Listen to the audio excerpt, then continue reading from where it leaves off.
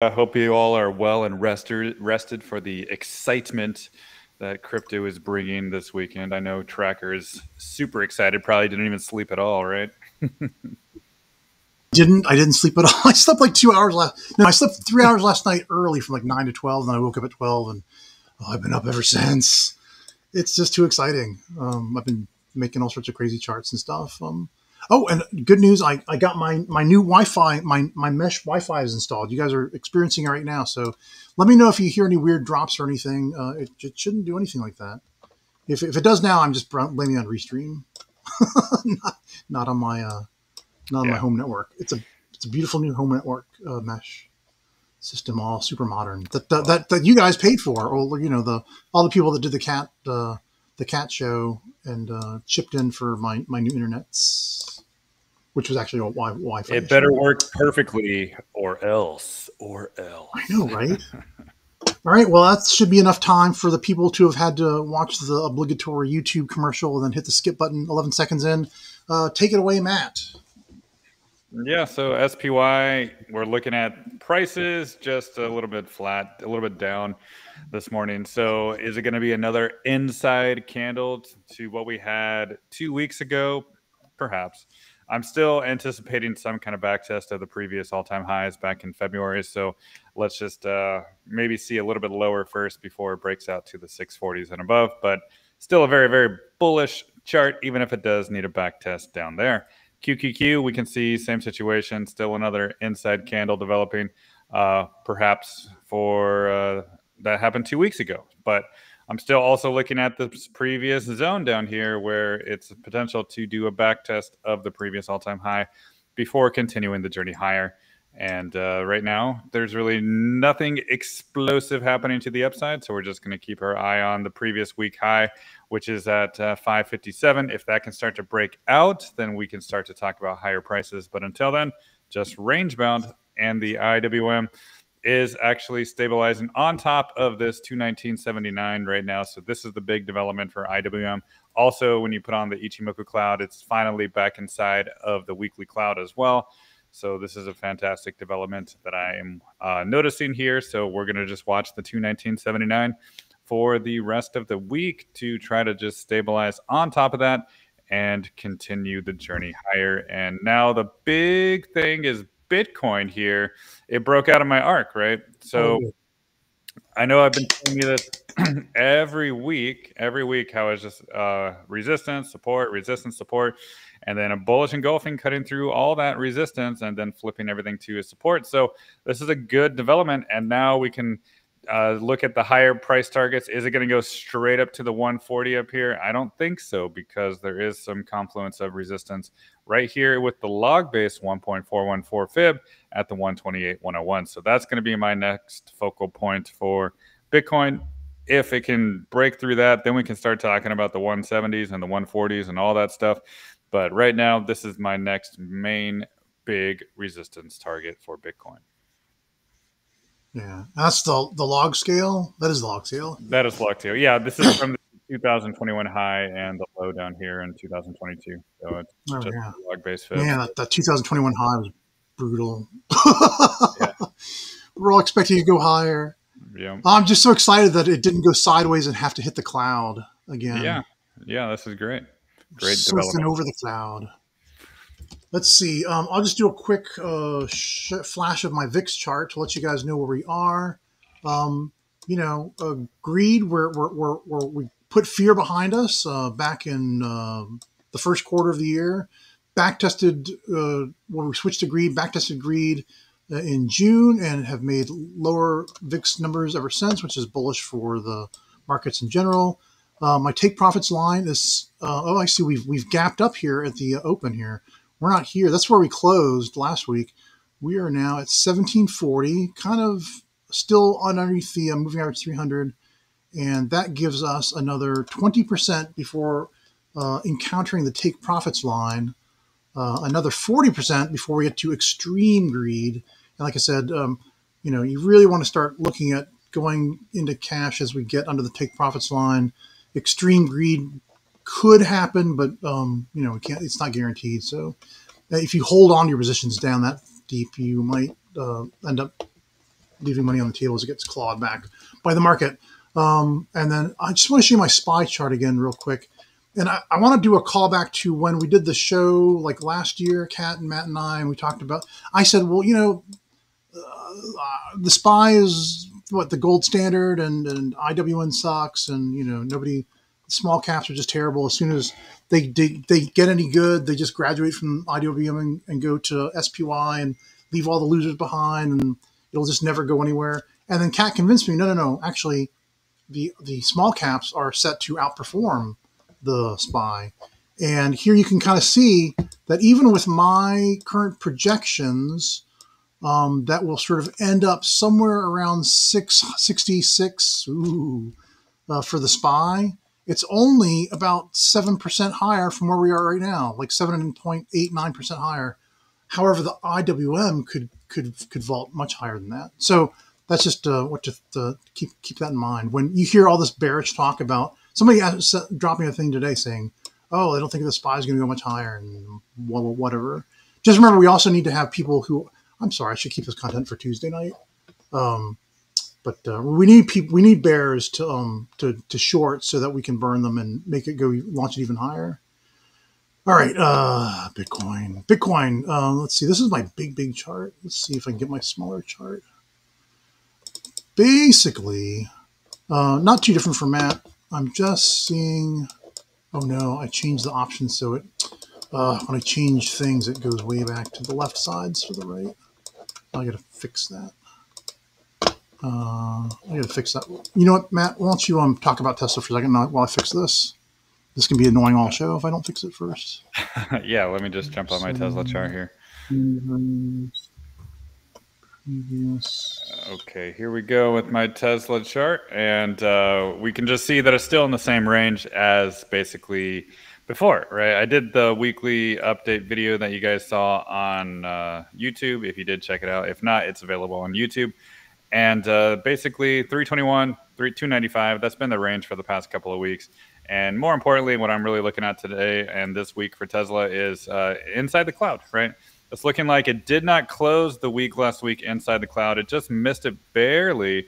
But we are gapping up this morning, and we're going to open a new weekly candle inside the cloud. So we're going to look at 313 as our support. And if that is going to be our support, then I think Tesla is going to continue the journey back up higher. I think all these back tests could look like they're completed now, and I don't think it's necessary to go back to 295.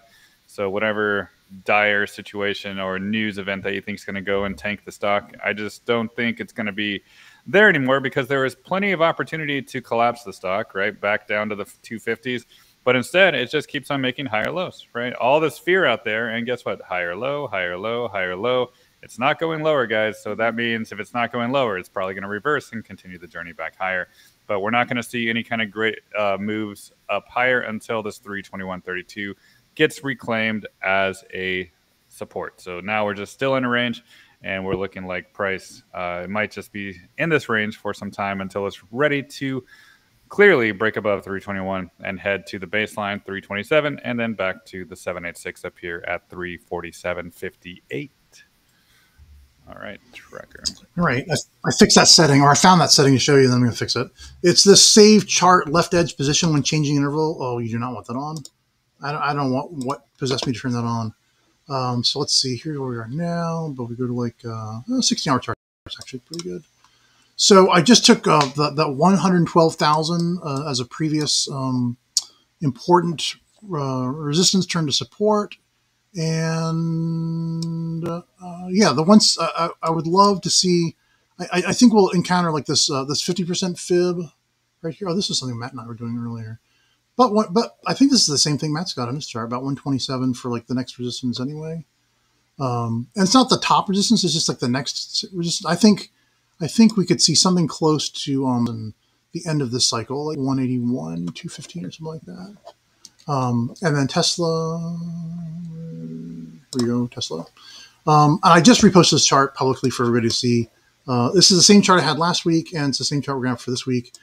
Last week I said 319.50 easily next, and where are we? We're just a couple dollars under it now. So I do see it turning the 50% fib. We did like this thing where it couldn't get over this 50% fib, right? 326.26 on the way to on the way back from. Oh yeah, I wanted to see it go to 509.71, so this is like the halfway point. It just couldn't. It tried to get there, couldn't get there, got sent back down. But this time we'll get over it. And then 407, 420, and then yeah, I like to see 509 is my next, and that's just the larger wave one target for like a really big move that takes us to like I haven't shown this in a while, so I'll show you again. Let's see, 509, then to 362. Oh my God, that's gonna hurt. And then 748. And this might be the end of the year. This might be the end of. No, that's just 2026. You know, my charts don't really predict timing, but I don't know. I'm hoping something like 700, maybe by the end of this year. We'll see. All right, don't buy calls based on that. Okay, the show. Wait, this is the wrong. Okay, ETHU. Oh, I do have a new Ethereum chart. ETHUSD. I posted this, I think, for everybody on over the weekend. So, Matt's got the best Ethereum charts. I'm looking for this to come up to like 3,884 next. So yeah, Ethereum looks really good. ETHU is a 2x ETF of Ethereum. You can see it's been struggling for a while, but I think I could see it coming. It's working on getting to 91, 81. I can't remember the last time I drew this target. Obviously, when price was down here, I was looking for 91.81, and now here we are at 81. And then eventually it'll hit 173.70. So, from our prices right now, just kind of you could buy it and hold it for about 115% higher at least before it tests back down again, maybe to like 123 to 103 again. All right. Ooh, the Crocs. And I know Matt's got this chart too, but I didn't get to show mine lately. So let's see. Weekly chart. My Crocs. Oh, this is crazy. My Crocs goes to 272.38 for all of the wave 3. So yeah, you can buy a lot of Crocs with that kind of money. Oops, why did you do that? I hate when the things jump around. But from our prices right now to 272.38 is about 165% higher. Excuse me. Yeah, I got CYFRF. Somebody requested Soul Strategies, and this one is actually kind of breaking back below some levels here. So I noticed ever since June 9th, it kind of flipped the arc to a resistance here, and then it just trended lower and lower and lower, and now it actually just broke below the 1.414 fib, the 148.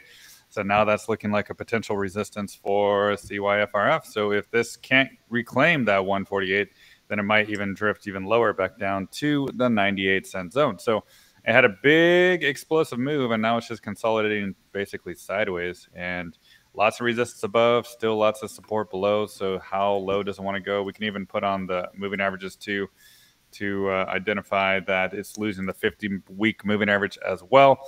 So perhaps it's just waiting for some of these to catch up to price, and maybe by the time the 100-week moving average catches up to the 1.272, that could be later on this year before it really wants to make any kind of a move. But I mean, the majority of the move looks like it has been made already. Up here, big jump. Now it's just consolidating. So I think it's probably going to continue to consolidate for a while and maybe even head below $1 soon before it wants to continue a journey up higher again. So no exciting developments for this OTC stock. And we can see that just more time. I think it needs to probably go down first before higher.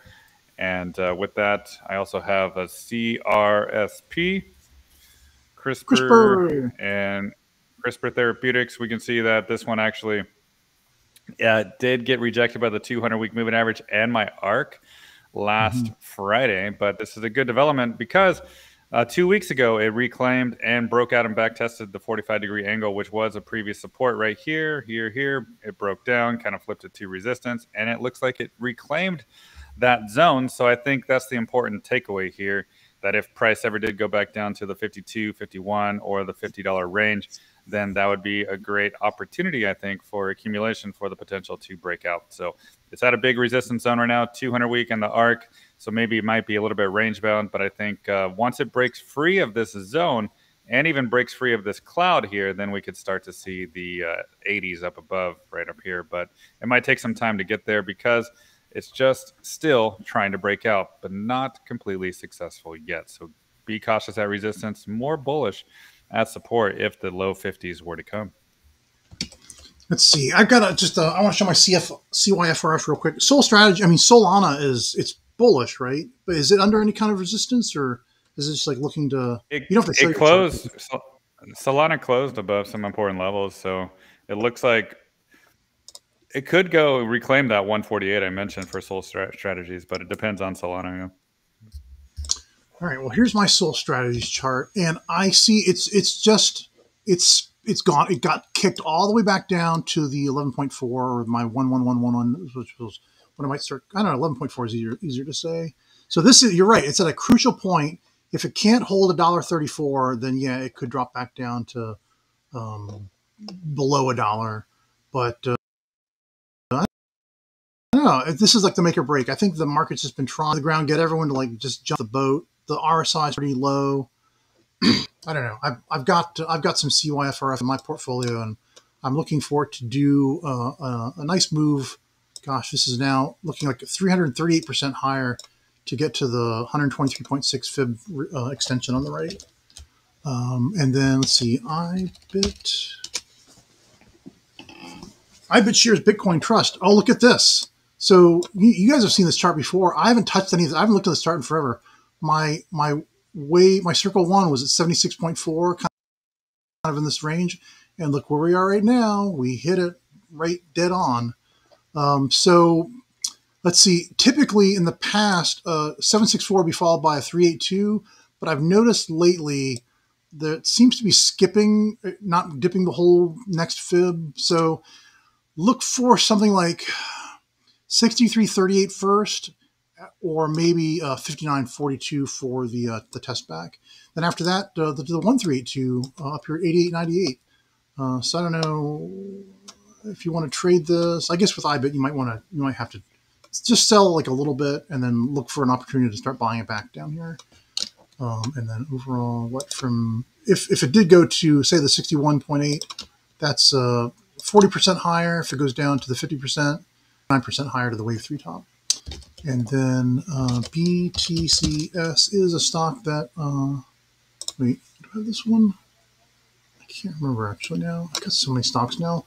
Yeah, it ran up. Let's see, I did 100%, and I'm just looking for a retrace. It's already come back to the 618. It's probably, and it's got this larger 11.4 here and here. It's probably at support now, or it hit support last week. So I'm looking for, and I even have a note to myself, I wanted to buy some more. I'm looking for it to hit the 382 at minimum to $12.85, which from where price is now in pre-market is about 172% higher. So BTCS, it's high risk but high reward stock. I don't have BIFI, so I'm going to skip that one, I'm afraid. Let me just do Rivian, and I'm going to give it back to. Oh, go ahead. Yeah, I was back to you after Rivian, but no, I was just gonna do really quick for Ola here. They were requesting some strange stocks here, but I think one thing, the OTOVO, it's at the 236 resistance from the all-time high to the all-time low, so that's going to be a big thing to overcome. 182. If it can't break above that, it might go back and retest lower, but if it can break, then perhaps it can start to go higher. So 182.8, just watch that for a potential breakout. Then I also see AXACTOR. I'm not sure if I have this one, but maybe it's this one right here. Yeah, this one actually broke out pretty nicely, and we can even just pull up a fib from the previous all-time high as well, way up here to the low, and just take a look at that fib as well. And it kind of broke out of the 382. So if the 726 can maintain as a support, then this has potential to go up to the 968. So I think those are the levels to watch for both of those. On the Otovo, the 182, and on this Axactor, this is the 726 level. So basically stay above that, it goes higher. All right, Tracker, back to you. Hey, I got a quick question. Could you just now when we go back to you, well, here's my, this is Here's my ravine chart. No, that's not my ravine chart. This is my ravine chart. Okay, I'm looking for the one, just because it kind of did a 618 under the 236, back over the 618, 236. I'm looking for the 1236 next at $20.63. So from where price is right now, it's about 75% higher to get there. Then test back to 1761. And then if the whole thing doesn't fall apart and it does go into wave five, then 33.25 is my target. After that, from that wave 4 bottom, it'd be like another 87%. So like 75% now, then you buy back in, and it's another 87% after that. I don't know what that thing is. Oh, CELH. It's really funny. I didn't realize this till I talked to my red chip representative, but they're like a big firm that promotes. They do investor relations and promotion of companies, and CLH was actually one of their early clients. Celsius. I didn't know that, and this is like one of the big success stories that they talk about a lot. In fact, I got a book right here. Their CEO of red chip companies is Dave Gentry. And he wrote a book called Microcap Superstars. Anyway, this is one of them. CELH. I'm looking for a move to maybe the 764 back to the 382. I don't know if it does all this in this year. Maybe it won't go to the 382. Maybe just go to the 50% right about here, the 618. Anyway, I'm 8716 next, which is about 92% higher from where price is right now. So let's see, and then do I have is VVRP? That's a crypto. Okay, never mind. Oh yeah, Vondi says that I do sound clear. VVRP, not VV. No, VVPR. VVPR. Oh, Vivo Power International. I've never seen this before. You know what? I'll draw this for you guys in a second. Matt, could you show me? Go ahead and do whatever you want to do next. And I really want to get the name of your moving averages and the Ichimoku that can display the name of the indicator on the right side of the scale. I keep meaning to ask you about that, and I never remember. It's just the normal on the Ichimoku. It's just the latest update for the trading view. Yeah, you just got to maybe delete it and then re-add it. I think that'll be okay. fun. I'll try that. Yeah, but actually, I have VVPR sitting on my screen. That's what I was waiting for. So this one is basically at the 382 fib. It got rejected there a couple of times right here. So now it's actually trying to even break above the cloud too. So it's at a big resistance zone right now. No confirmation that it wants to break out. So we're just going to watch that 606, see if it can flip it to support. And then we got the 200-week moving average right here at 917 as well. So it's probably going to just be range bound for a little bit until able to break free of this 200-week and the 606 right here. So good developments in the right direction, right? It broke out of the big 100-week moving average. That was a big resistance, but I don't think it's ready to completely break out yet. So cautious at resistance, but if it did go back down to like the lower fours, I think that could possibly be an opportunity. Okay. Now you can show yours, Tracker. I'd say just a quick glance of this chart. I would just say that, look for it to, look for it to test 2761 at some point in the future, even if it just fails it again. I think it's going to want to go back to 2761. So, oh wait, that's not where our price is right now. So it's about 400% higher. So I don't know, high risk, high reward, but you can see the market makers do, the institutional buyers are back. It's 76%. It's very bullish on the MCDX Plus on the weekly chart. So yeah, they're not ignoring this one, the market makers. What? Angel DDS says I am still cutting out. I swear it's not me or my network. ACHR. I've got the most beautiful mesh network now. Maybe AT&T is dropping packets or something, or I don't know. It can be tough just streaming two sources. ACHR has done. Here's my largest degree 1-2. It came above the 764, but still back to the 382. So my target above is the 1382. This chart has not changed since the last time I showed it. So I'm still looking for like 93% higher to get to $20.40. It's just kind of waiting. I don't know. It's just been consolidating, but it should just be just about done. Market makers like it. They're outnumbering retail. There's a lot of trading going on between mid-sized players, but the retail is shut out at less than 3% of the MCDX Plus action.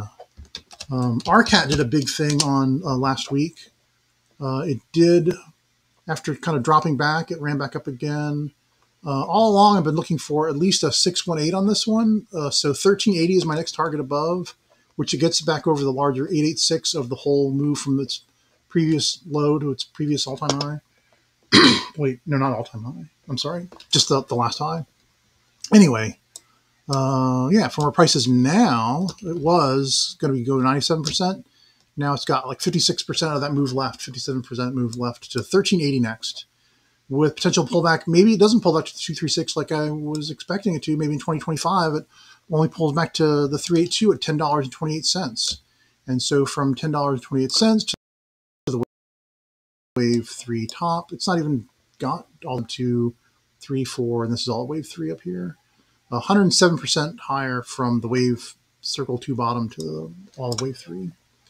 That's at 2145. How about you, Matt? Do you want to do more? Oh, Angel says not cutting out as much. Here. Still a lot better. Yeah, do it. Yeah, we want the crypto. Yeah. Okay. So here's the Dogecoin and XRP for you guys. We can see that on my Dogecoin chart, it did have a very nice weekly candle close above the 50% fib here, 0.1907. We got the 50-week moving average right above there at 0.21642. And then after that, it could be clear skies after that up to the 26, 27, 28 zone. But it's got to clear this 0.21642 first to get a lot more bullish. So good developments, breakout backtest, double bottom kind of looks like it held. So I think as long as this 20-cent zone, maybe high 19s, low 20s just continues to hold, then I think it's going to just continue the journey up top. And XRP, this is looking like it's wanting to try to go to all-time highs again. But one thing is getting in the way that perhaps is struggling with a little bit, and this is the linear scale 886, and that's at 295, 186. So this is kind of looking like a struggle. It did wick above just last week, I think yesterday, and did not close above. Now we're trying to get above again, and it's struggling again. So 295, if you're looking for... I can see with that bullish engulfing candle, it just going to want to do test back. So maybe just that Ichimoku, is it the baseline in orange? Right there is the baseline right here, yeah. Yeah. Maybe something akin to that, or maybe just where that wick touched it before at the 786. Yeah, I mean, we'll see if it needs to come back down to 263 or not. But I think this is a very bullish chart. Once we get a weekly candle close back above this 295, 186, then I think it's going to be ready to continue the journey higher. But right now it's a battle. So every time it wicks above, like we just saw this morning, it went to $3 again this morning, but it just quickly sold off once it got there. So it's a battle. Let's see if it can power through this week. Oh, and one more is Fetch AI. So let's go take a look at Fetch chart here. And Fetch, we can see it closed another week back above the 200-week moving average, and then we got the conversion line right above at 77 cents. So it is kind of range bound, but the trend is good. Ever since the bottom here back in April, it's a higher high, higher low.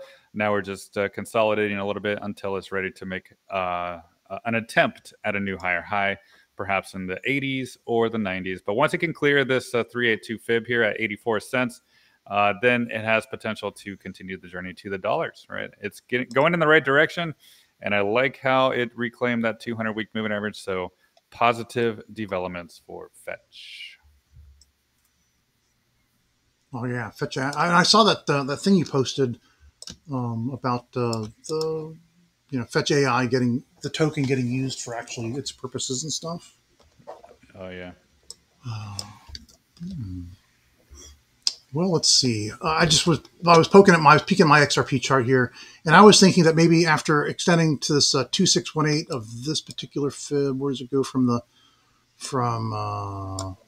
low here at $1.90 to this one right here, 232, and it kind of goes back towards 50%, and then launches up, and it goes past the 1618, to the 2618. Well, what if it has to come back towards and retest like near the 1618? Or I did this retracement fib. I don't know what it's off of anymore. Oh no, it's off of that price right there.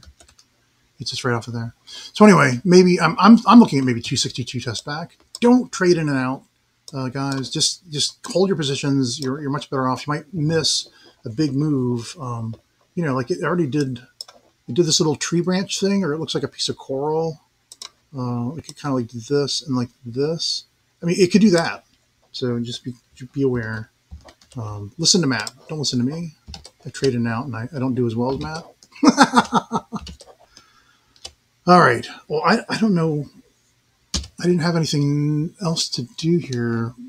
MSTR. Let's talk about MicroStrategy. I know you talk about it all the time. Here's my MicroStrategy chart. I kept looking for a pullback. I almost got one. It just didn't go as low as I thought. From the 382, I thought I'd go to the 236.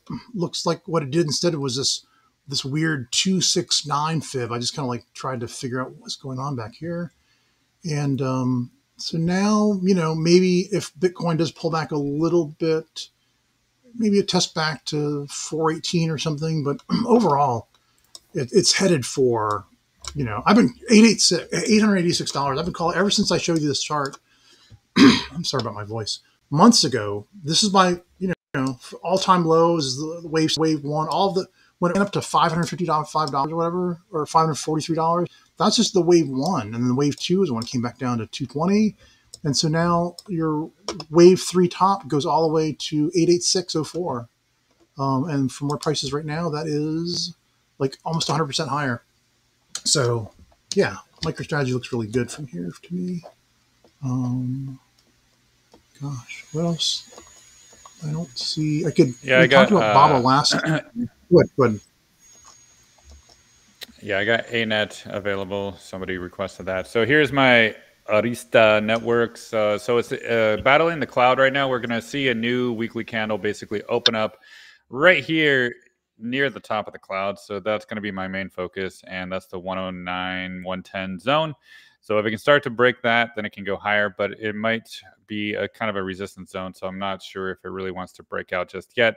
So it could spend some time just near the 110 up to the 111 zone before ultimately trying to break higher. So if it does need a back test, though, it could go back all the way down to where the baseline is and the bottom of the cloud, maybe $97. So that could be a target area to pay attention to if it cannot break free of the cloud. So just watch that 110, 111. If price can get back above it, then we're going to be good to go. But if not, it might just retrace a little bit lower before trying to break free of this cloud and get a lot more bullish. So bullish chart, but it just has some resistance up above a little bit until it's ready to be free and clear. And I think that'll be my last one, Tracker. So yeah, if you want to take us out with Baba or something, that'll be fine. And I think you're muted. I'm muted. I'm so sorry. I'll do BlackBerry for Rich, and I'll go back and do OSS. So here's BlackBerry, and it's pretty much just like I was thinking it was going to do. It didn't quite get to the 618, but close enough to count. So 618, 236. It didn't stop at the 382 like some of these other stocks have been doing in 2025. So I would say like right here, this is a 16-hour chart. Matt does weekly charts. I do 16-hour charts most of the time. Look for 380 as your support level, and it's right about where this moving average 75 on the 16-hour chart is headed, right inside this cloud.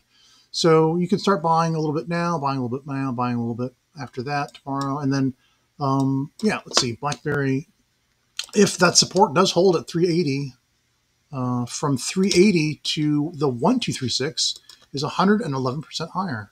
Or if you just bought it right now because you were impatient like me, you still get about 100% higher, 99.67% higher. And then OSS, One Stop Systems, isn't that right? Yeah, One Stop Systems. Gosh, this chart. Okay, so I've got a big 1-2, a really big 1-2. No, wait, did I do that? Yeah, I did that. Gosh. All right, so an ABC. This is too small for a 1-2, so your actual 1-2 is something like this 618 here, back to this 236, or maybe in 2025 it goes to the 382 instead. So it's making its way back there, and it kind of makes sense because look, it was resistance. A lot of times the significant ones that it's going to go back and test to as support was a previous important resistance. So Yeah, let's change this from 366 to 490. Oh, no, that's the wrong thing. I want this price tag. So yeah, 496. So look for it to go to the 618 at 707 and then come back to the 382 at 496. And so look, we're all done with that arrow. Where prices now, two 707s about 39 to 40% higher, maybe 38% higher. Then it drops back, and then it loses all that, comes back to 496, and then for the rest of the wave three, from the uh, wave three sub two bottom to all of wave three complete, is about 149%, 150% higher. So that'll be like the best part of it right there. Buy it 496 and do be aware that these sort of shorthand inside of the this wave three from circle two to circle three is a subwave three and a subwave four. So it's going to do that in the middle, but if you just hang on, sometimes the wave four is really long, so be prepared for that. If the wave two is short, four will be long. If the wave two is long, the wave four will be shorter. It's the theory of alternation from Elliott wave theory. All right, and that's all the time we have this morning. Thank you guys so much. It's Monday, tomorrow's Tuesday, and Tuesday means triumvirate. And I caught you and Kat doing that show without me yesterday, which is cool because it was all altcoins, and I'm not a big altcoin guy. Hey, we posted the link in the group. You could have joined it. I know. No, I was still in the car. I was driving back from the. We went with a bigger group yesterday to the water park, and so we're still driving back when you guys were going live. No worries. All right. Well, thanks, Matt, and I will see you tomorrow. All right. See you tomorrow. Bye, guys. Bye, everybody. Good luck today.